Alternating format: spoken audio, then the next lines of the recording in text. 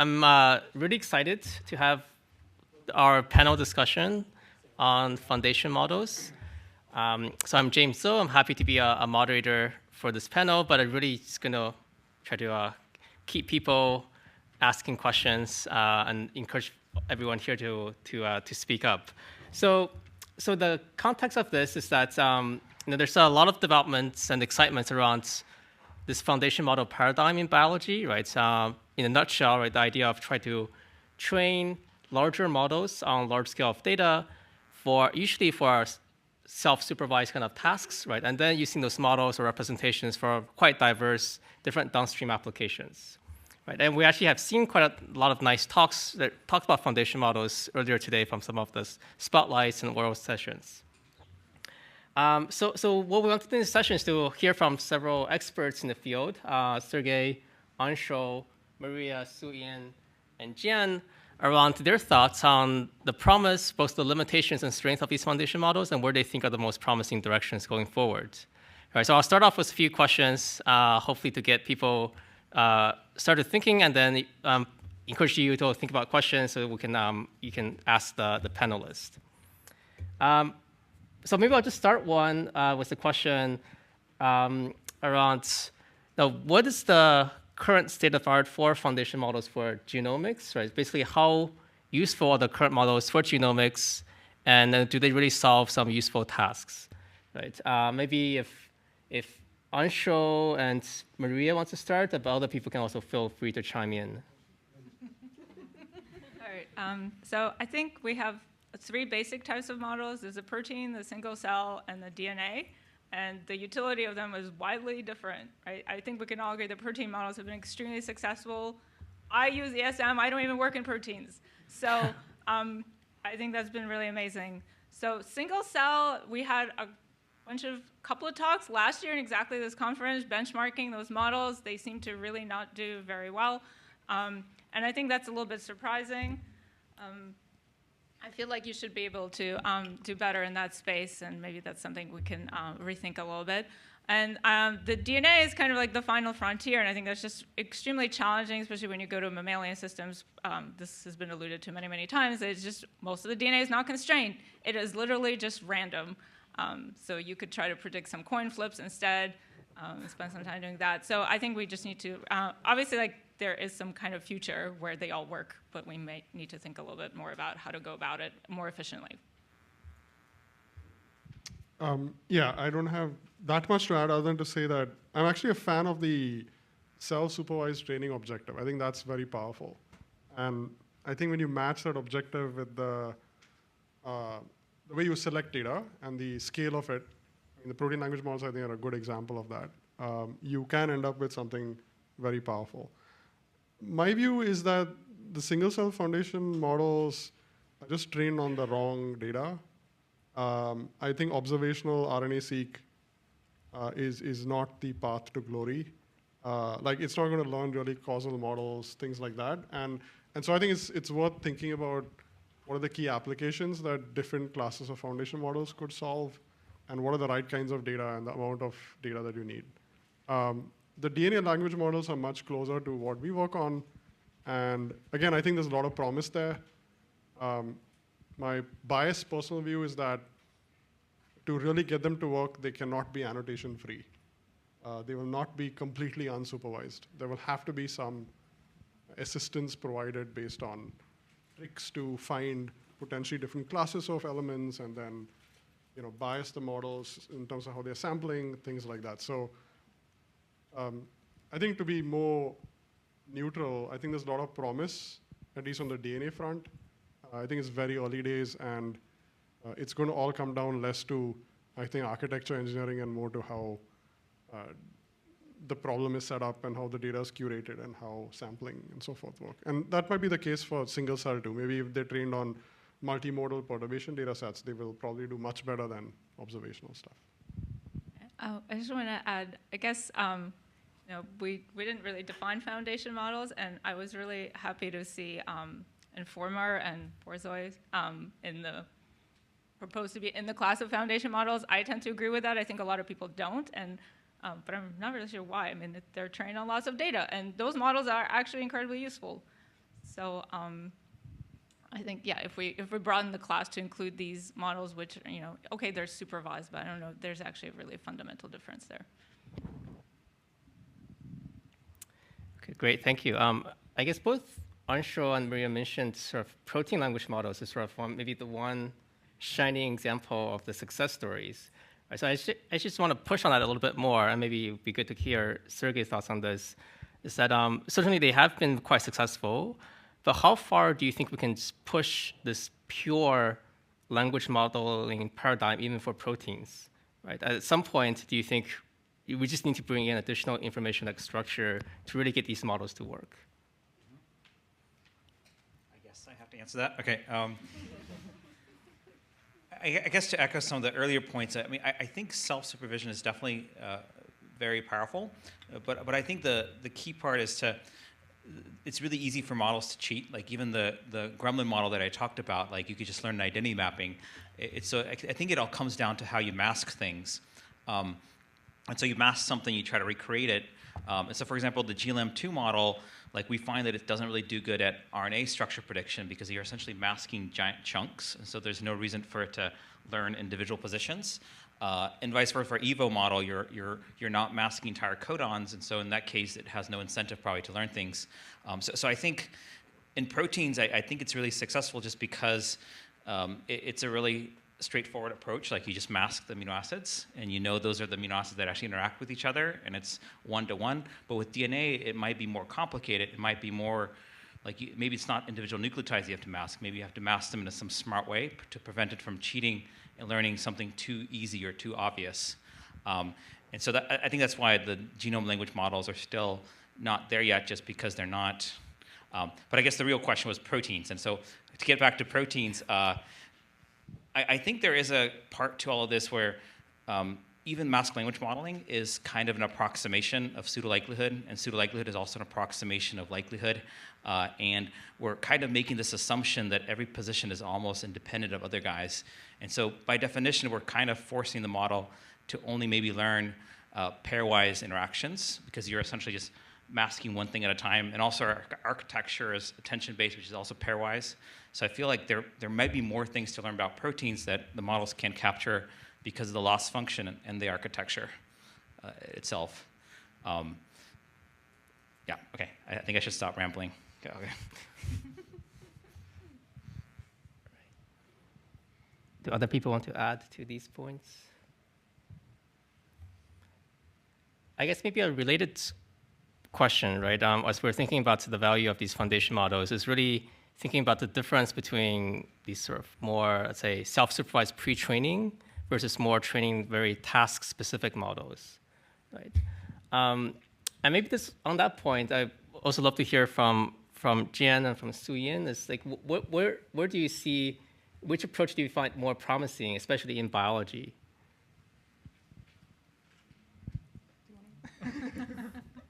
Okay, so I think that was the main theme or takeaway message of many of the talks we saw today. I mean, whether to use the foundation models at all, or should we fine-tune more, or should we just get rid of it and then just forget about it? Sounds like, hearing from this world-class, experts in genomics and proteomics, it sounds like, proteomics space is a little more successful than the genomics space. So I think the more relevant question is what to do. As a dedicated scientist in this, MLCB community, I feel that, the major, the strengths. I mean, we definitely see transformative potential of foundation models or pre-training, or self-supervised learning in many different fields, not just computational biology. So there are definitely, pros of this new technology. But like other, machine learning or AI technology, there are pros and cons. And we definitely see some concerning aspects in terms of these embeddings learned, pre-trained, don't have much information, and they are not very transparent or interpretable. So I think what we need to do is to understand clearly all these success and the failure modes of this foundation models, and we can do that with existing tools in AI or machine learning, but we could also, think about how to advance AI. We have seen a lot of, success stories in the field of computational biology where we actually advance, the state of the AI field, how that can, have a significant impact in biology. So as, many of you can imagine, my answer would be that, how about we focus on explainable AI techniques or, interpretability methods to actually, make these foundation models more transparent so that, for example, you know which training samples are responsible for a certain output we really, don't understand, or how to, understand this like black box embedding spaces based on whatever, some sensible, biologically meaningful aspect. So I think there's a lot of room, to improve, that, the principles and techniques in the way we diagnose or interpret these, multimodal foundation models. I think also in the same directions about what to do. I think thinking about foundation models versus test-specific models, and maybe you can also just generalize a little bit more from like foundation models that are purely pre-trained self-supervised model to just maybe a generalist kind of model that we train one model that can be applied to many downstream tasks versus developing very task-specific model like just focusing on one specific kind of biological process, right? I think I don't really see that. I think there are values in both kind of directions, right? I do expect that we will see development on both directions. I think it is just like for us, for people who develop methods, I think it is sometimes hard to just cover both the breadth and the depth, right? It's hard to just tailor everything. If you are modeling 10,000 different things, it's hard to tailor, introduce your biological prior and all those understanding to all of them. So you might just use one architecture that can fit all of them, right? But whereas when you are studying one specific system, you might try a lot more and try to incorporate a lot more about the biology that you understand into that. I think in an ideal world, we can I think have task-specific model for everything, right? And they all work well with each other, and they can communicate with each other. And I think that would probably be the best from my point of view, right? But I think we will not get there in one day. I think we probably will have those generalist and specialist models developed sort of in parallel, but maybe they will converge more and more toward each other, where the specialist model can talk to each other and share information with each other. And the generalist model might be more specialized toward more specific tasks, right? And yeah, I think also kind of implicitly conveyed my opinion that maybe you want to build in some biological prior, right? Instead of just let the model learn everything. Like I think a lot of things about foundation model came from the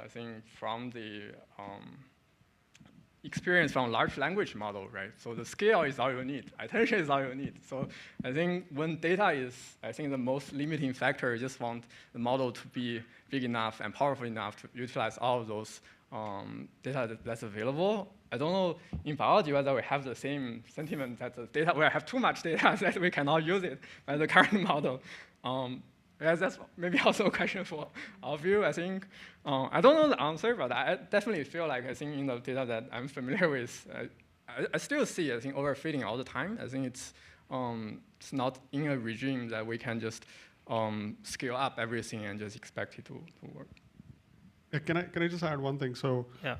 and James, you might know a lot about this too, but I think even in the language model space, if you're seriously critical about how these models perform and how they're trained, it's whack-a-mole, right? Like you train these models, and then the amount of engineering that goes into not just the design of the model and the engineering of the training, but then the engineering of the data set, and then the reinforcement learning on top of that, and then all the other filters it's literally whack-a-mole. You don't know what they're exactly doing, and every time you find a mole, you whack it, right? And then some other mole pops up. Like, is that how we want to do biology?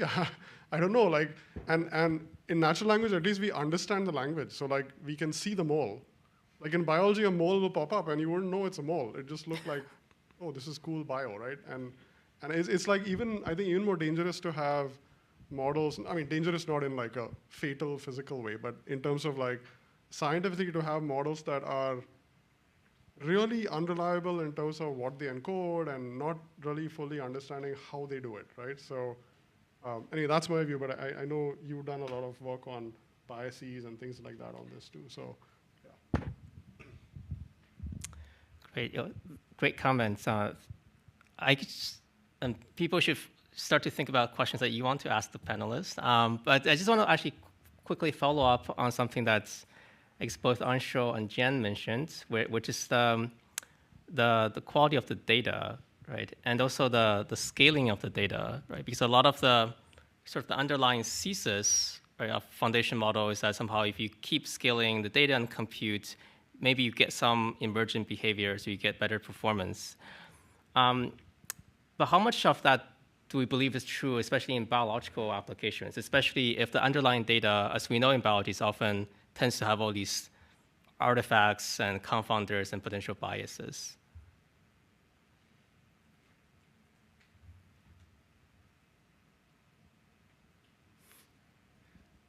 Maybe I'll start a little bit. So I think in the models that we built, I think for the genomic sequencer, a very obvious constraint is how big our genome is. I think so for the model that we built for the human genome, we're really limited by how many base pairs are there in the genome and also how many genes are there in the genome, right, which is much smaller number. And I think it is one of the reasons why it is so hard to get the gene expression prediction very accurately. You just don't have that much, that high number of data points, right? So I don't think we have depleted the current possibilities yet, but maybe there will be one day that it's just important to get a lot more data. Like, if I can dream, I would want to maybe like synthesize lots of DNA sequences and put them into the chromosome. Like, we have long DNA sequences that are designed that are maybe like, we can put up as much as 100-fold of how human genome size is and collect all those data, then that would be great, right? That might solve the problem.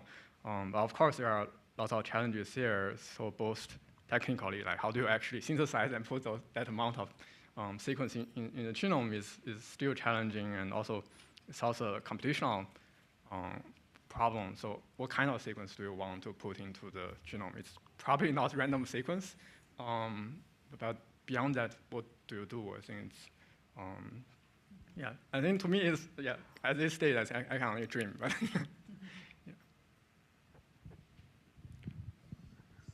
Yeah, I mean, I have two thoughts on biases. I think one is in the unsupervised setting, as we've discussed multiple times. There are biases just in terms of the sheer prevalence of different classes of elements and how they're distributed across the genome.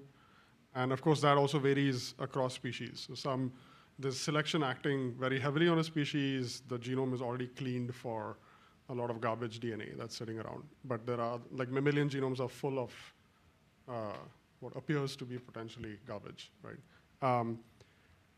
So that's just simply in terms of biases of how you train the models in an unsupervised way. And then there are biases coming from the experiments that we use for supervising itself. And in that case, I actually think it almost flips on its head. That is, since the genome has so much of effectively neutral, non-functional DNA, you get a free experiment that measures what signals look like from different measurement technologies on random DNA, like that is not really functional.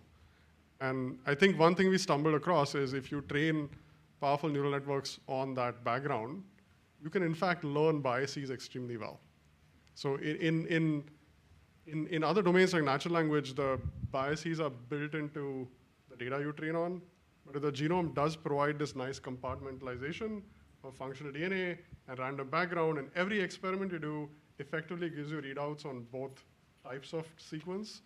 Then maybe there is a more effective way of separating those biases out, at least to correct biases in experiments. Now, I don't know still how to correct biases in the underlying sampling of the genome, but at least that's maybe one advantage. Yeah.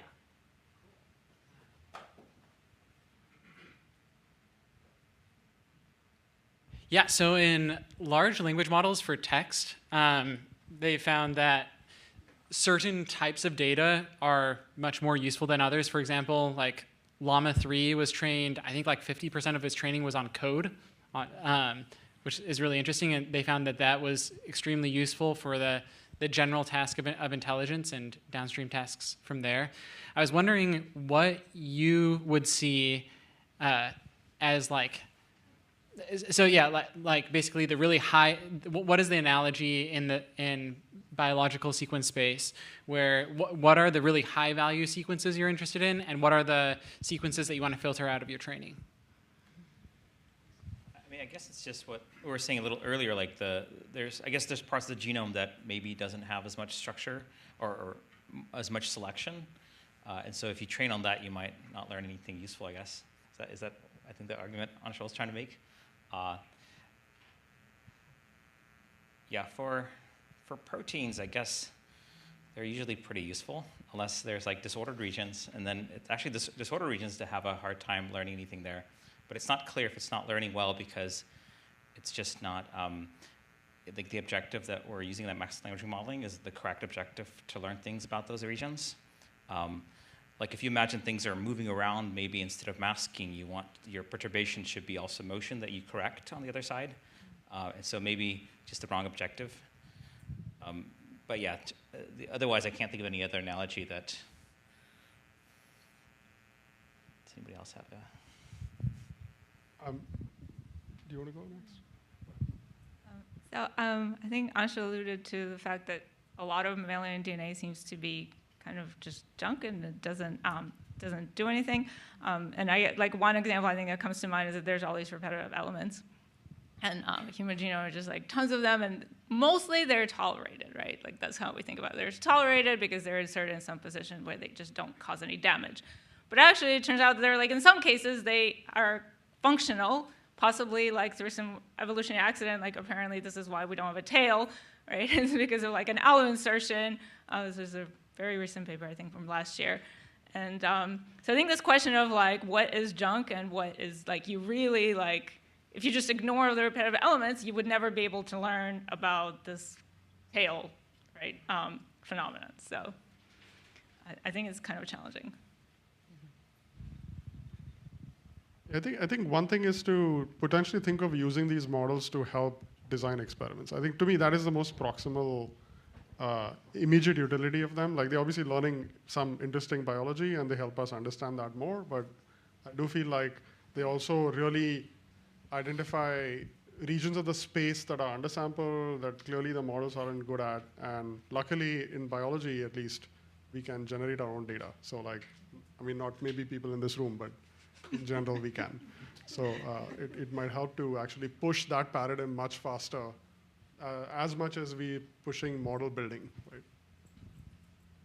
So I have a very basic thought. So we've been defining foundation models based on size of training data, number of parameters, all of this.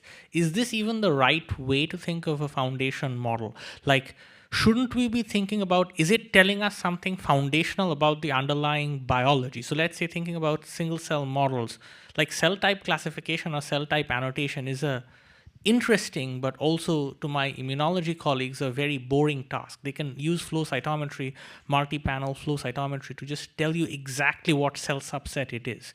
So shouldn't we be assessing whether a model is truly foundational based on a hard downstream task, irrespective of whether it's a billion parameters or not? I think that's a good point. Yeah, I mean, I guess for proteins, I would say like a foundational model is something that would work on anything. Like it would understand the physics from first principles, maybe figure out how proteins fold. Maybe instead of foundational, we could call it like a knowledgeable model. So I mean, it's sort of summarizing all the knowledge that's accessible, like be it human language, or in the case of proteins, like everything evolution has ever done to protein sequences. It's just summarizing all that information for you. And in some ways, if you're like an evolutionary biologist, that's great for you because that's actually what you want. You don't actually want something that nature hasn't actually sampled. You actually want to stay within and understand those constraints really well. So I guess maybe it depends on the question that you're asking. So for some people, it's foundational. For some people, it's not foundational. If you're a physicist versus a biologist or evolution biologist.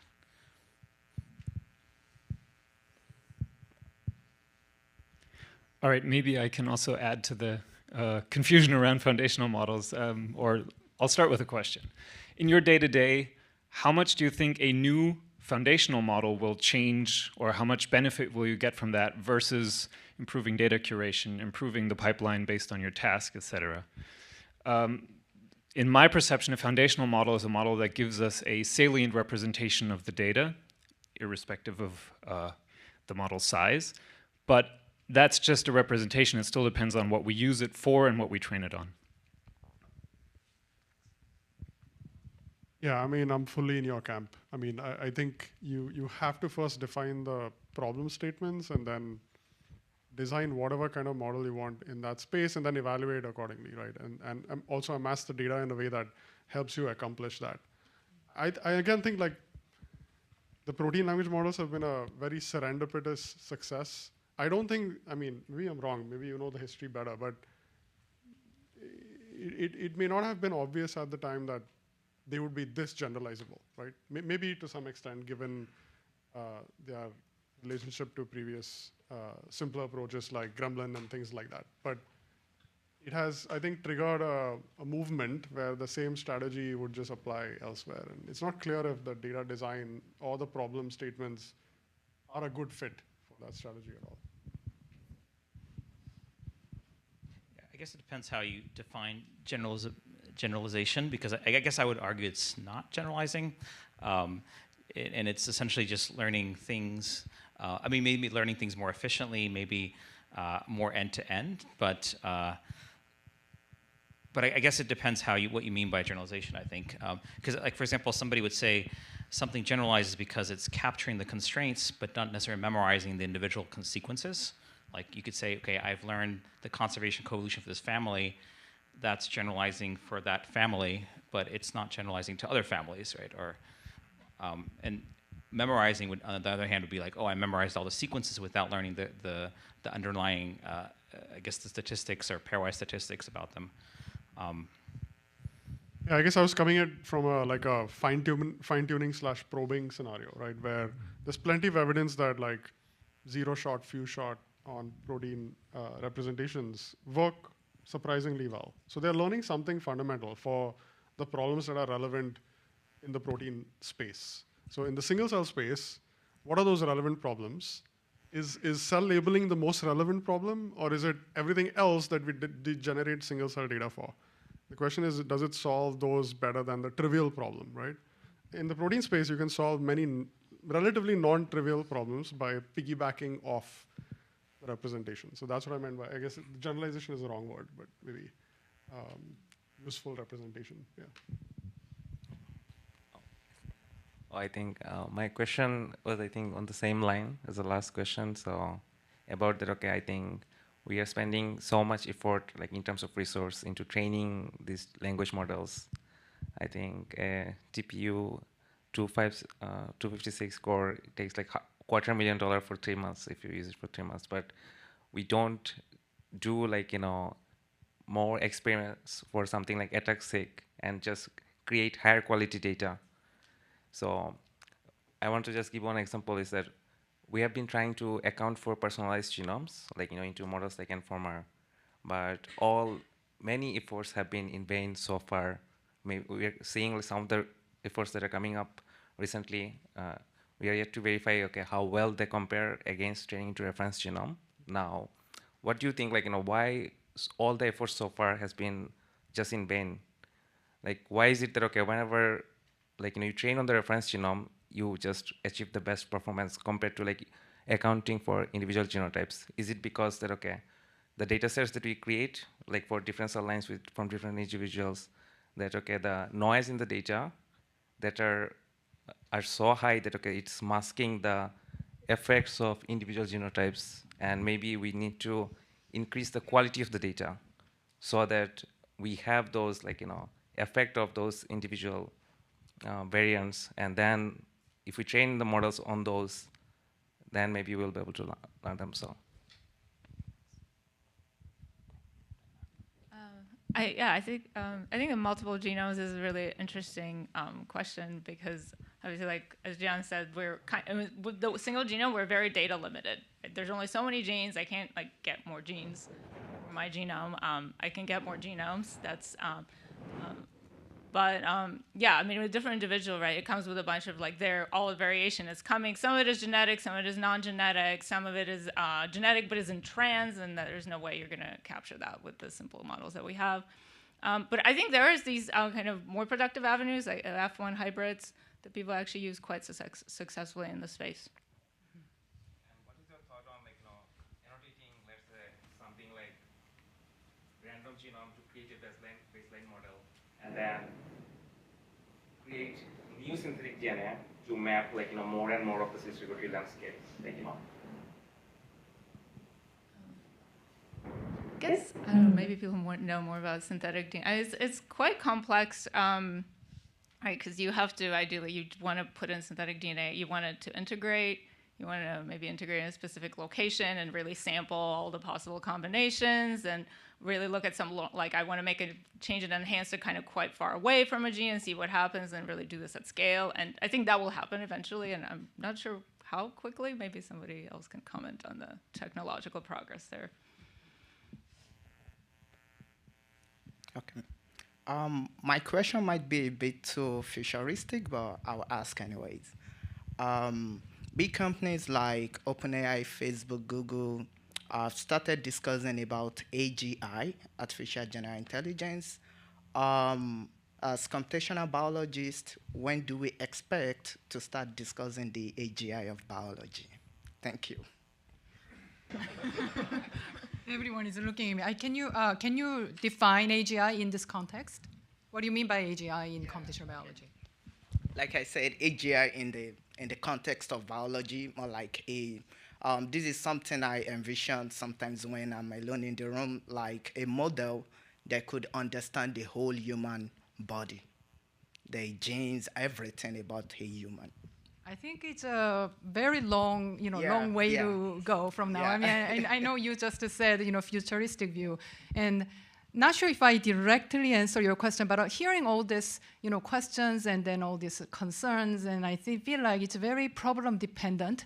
Whether the foundation model is successful, whether we need to train better or gather data, cleaner data. All these questions, it's really problem dependent, and there is no way to even many of these questions, no way to actually address these questions. So I feel like we really need the principles and then really rigorous machine learning techniques to verify the foundation models are actually good and they're usable for any particular task, either genomics or transcriptomics or proteomics. Some standardized principles for that. I just get feeling that we really need. There should be a whole area. For example, we don't even know how fine tuning should be done, right? Is there any theoretical guarantees or theoretical theorems that guides us in terms of which part of the network should be fine tuned, or what level of fine tuning is going to be enough for addressing this kind of biological question? We don't know, right? We don't have solid machine learning principles. I think it might be good for us to think about like a set of questions, tangible, machine learning questions to actually, advance the field through foundation models. That's, I think, a pathway to this AGI in biology. I want to add one thing. I think you're going to ask when are we going to have AGI in chemistry, which is a much simpler problem, and I think we're like not close there. So, but I think maybe that will happen first. Yeah, I think a more proximal goal is, again, to just use all this technology to just increase the efficiency of the scientific process. So like right now, we do kind of like brute force / intuition kind of strategy for doing science. And in the end, we're experimentally limited, right? So if you could be better at suggesting the next best step that we can take, and then the success rates of our downstream experiments, which are really the bottleneck and the time-consuming piece, if that becomes 10,000 times more efficient, AGI, right? That's like the human human-computer AGI for science. That's to me is the ultimate goal, right? I wanted to go back to the generalization question a little bit. So my takeaway from the benchmarking talks this morning, as well as the benchmarking papers that came out recently, is that many of these large language models on DNA are overfitting, right? Whether that's memorizing pieces of the genome or overfitting in other ways. So, and the standard machine learning solution to this is cross-validation. So you could imagine a world where instead of training one model and maybe testing one or leave one out, you train an ensemble of models, each one leaves out a chromosome or something, and then you report only the test the prediction on the test case set, right? So why is this not standard practice? So it's maybe easy to do it on one genome. As soon as you go to 2 genomes, 3 genomes, multi-species, what is actually independent and what's not becomes extremely fuzzy, right? In fact, one of the applications of these models is to understand evolutionary relationships between sequences. So like, should you hold out things that are in Hamming distance, or should it be in embedding distance, or should it be in alignment distance? It becomes very difficult to construct a single set of cross-validation schemes that really test the models. So I guess the solution is maybe to create many, many different tests with increasing difficulty to see, how the models generalize. But I agree with you overall. Yeah, I would say in the protein world, we often don't really have to do that just because we know there's a whole bunch of proteins out there that are orphans that don't have any neighbors, and so if it's nowhere similar to your training set, or there's only a few examples of those trainings, like those curves that I showed during my talk, it's essentially just saying how far away are you from the training set, or how many examples are there in the training set, and so. But that being said, people do leave out entire families, and usually they don't do well on those. But I guess the question is, like, do you want to store that information, that family, or not? Or similar classes of models. Yeah, I support more than a single test fold for many reasons. But I think most of the models do at least have a validation and test fold, but it's usually one separation, and it's worth testing these out in more adversarial ways. I mean, what I'm seeing is the comparisons of models based on training scores, right? And benchmarking models based on in-training data. Is that not accurate representation? No, I think at least in most cases, the evaluation schemes are sound in that way. Most of the leakage is either cryptic, like some people talked about pre-training leakage, right? Or other kinds of like homology that you don't realize exists in the training set. So it's not intentional, and it's not like bad ML. It's just like structure of the data is difficult. Hi. So large self-supervised models give us a number of new tools to play with. The ones that you hear about the most often are generation and transfer learning. But in natural language processing, the idea of algorithmic improvements based on the vectorization of data has been really prolific. So like semantic search. You don't see as much of this in biology. And so I'm wondering if you see opportunities for algorithmic improvements based on large self-supervised models in biology. I think there's one case that's really taken off. It's just using protein embeddings for similarity instead of doing some kind of homology detection and alignment based. And that's been incredibly powerful and really simplifies kind of a very annoying task. Hi. I have actually a specific scenario of using those large language models or foundation models.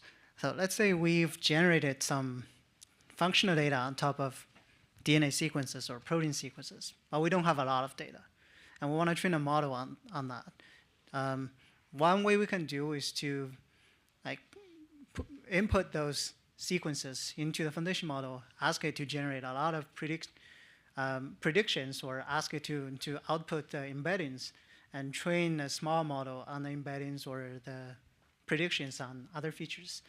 And comparing this generating a small model on embeddings to generating a different model or distinct model directly on the sequence data, which way would you go, and which way do you think is better, given that the large language model or foundation model has learned something and the embeddings are meaningful?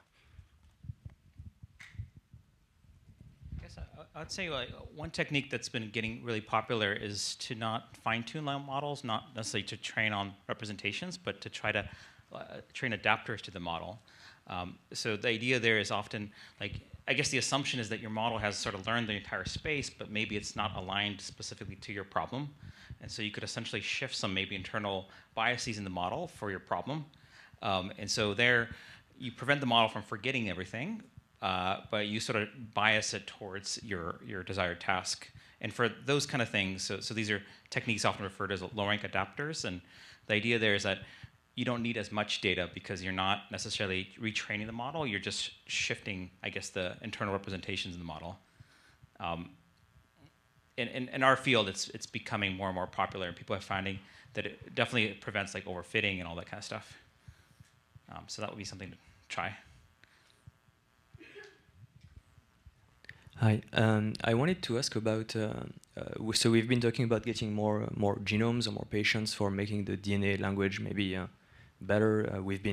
We have a lot of proteins, so that maybe that's why those models work well, not just. But and we've talked about why for the it was difficult also for the DNA language models because we didn't know how to get to the masking well compared to the proteins. So in that context, is it possible? We haven't talked about the single-cell language models except saying that they don't work super well, maybe. But we can get a lot more cells as well. And is there an opportunity for thinking about the single-cell data as a way to align those two type of models, given that DNA language models and protein language models, given that you can think of a cell as a bag of protein and a huge sequence, I guess. And it's loose thinking, but the key would be that maybe the ATAC-seq and RNA-seq, if we have some multimodal data, could kind of help, just align those things together. So it's still pretty naive, but like, do you see that there would be a certain assay that would help kind of align those two emerging language models, and that finally could make single-cell language models more useful?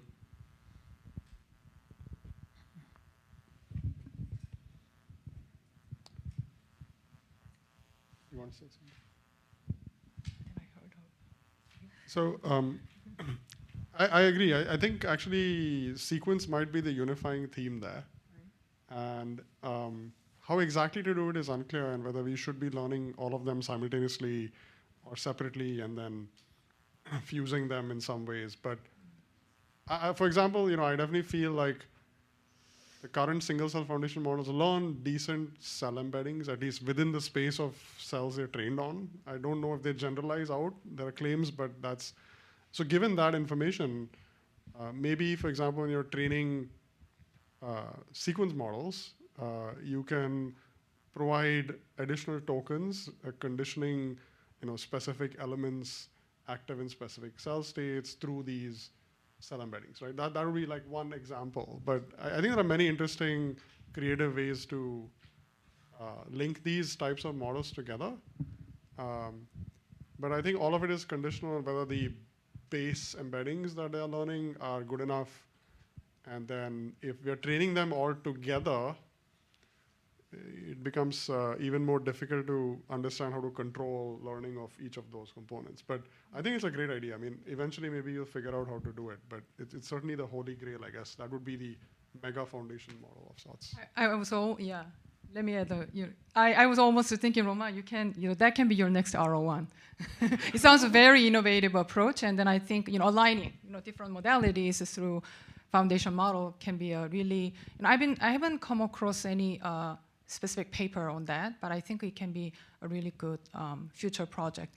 And I think one of the strengths of the foundation model is that it provides a tool to bring multiple modalities together into one model. So then we can now then think about what modalities what are the missing modalities here? Which is actually one of the questions James, provided before this panel. So what, missing modalities can we think about in biology? And I think that, when we think about like multimodal foundation model, there should be anchors, right? I mean, yeah, you will gather data sets from multiple different sources covering different modalities, and the question is then, what is the most common modality to use as anchor? So that's something we can all think about. Yeah, I guess if I was to add something to that, I would say biodiversity is something that's very high in sequence space. Like people sequence everything out there. I guess that's what InstaDeep is doing. But I guess the problem I feel like maybe in single cell stuff is people often just capture humans and I mean not capture humans but get their cells. To me it feels like an analogy of that would be hey let's get every single mammal out there and do the same exact experiments, or let's look at every single cell, right? And that's where it becomes really, really powerful, because now you can leverage all that evolutionary selection that's been going on forever, or at least for a few billion years. And then the idea is like you can start to learn these dependencies. Otherwise, all you could do is probably just learn some clusters of things. But you really need to see a lot of like multiple changes through lots of history of time to be able to. At least this is what we learned from protein data. It's like that's where the big breakthrough came from, was being able to take all the biodiversity. And the question is, like, for other fields, where do we get that same kind of biodiversity of data? And I think that's the key to getting them to come to the same level as what we see the success in protein world. Thank you. Mm-hmm. Yeah, I had a sort of related question or comment, which is, I mean, alluding to Anshul's point about maybe one of the things that the DNA language models could really benefit from would be annotations. And if you look in SRA at all the like ATAC-seq and all of the epigenomic data, like it's like 90% of it is human or mouse. I think it might be more even. So how much do you think that could benefit, especially the DNA language models? And it's interesting, I think, that it is something that the protein models have really benefited from, is having this cross-species stuff. Obviously, we have a lot of genomes, but they have this issue of so much of it is not functional. And yeah, how much should we be trying to get our experimental collaborators to go get a bunch of like species and do their single cell attack or whatever?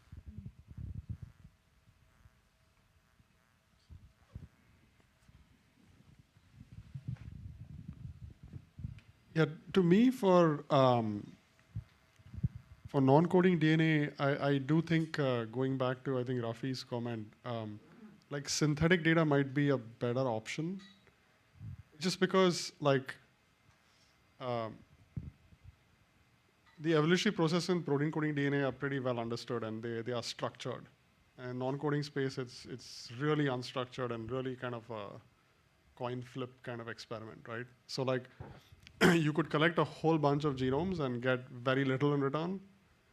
On the other hand, the rules in non-coding DNA are much easier than in protein space, right? The explicit rules. You kind of already kind of largely know what the invariances are. So why not generate synthetic DNA and measure things in the mammalian genomes you care about, but go completely out of distribution from what you see in those genomes.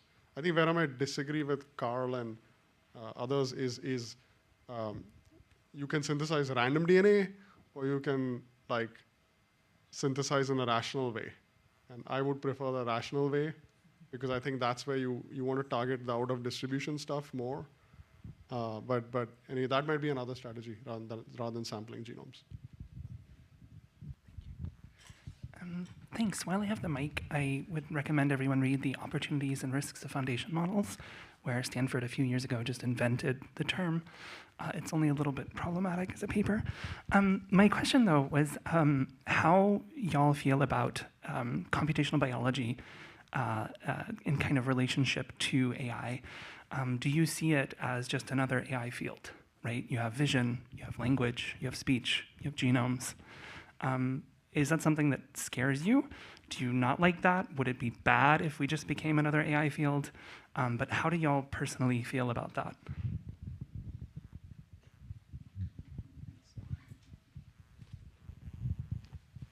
not sure if I follow what you're trying to get at here. Do you mean like, are you worried everybody's going to be doing AI in the field instead of other things? Well, I mean, at least for me, like I feel like we are like using these new deep learning models, but it's always about, the end goal isn't just to get a better prediction. The end goal is to try to understand what new biology, what new physics these models are learning. So it's always, I feel like the next step is then to break the model, see what are they actually approximating. Like at the end of the day, all these models are just some function approximators. And so the goal is to figure out what function they're approximating. So, I mean, I think it's good to have a model that captures everything and then later on break it up and see what it's learning. But I'm not sure if that's answering your question. Maybe I misunderstood it. How does it feel? Like, would you think it's a positive thing if everyone's next year submitted foundation models? Well, if they have money, they should do it, so then we can use it. But maybe we should all collaborate instead of training the same thing. That could be probably also a good thing to do. All right, so I think there's a lot more interest and questions from the audience, but in the interest of time, I think we can have some of those discussions during the poster sessions and also for the reception. But let's thank the panelists again for very interesting insights.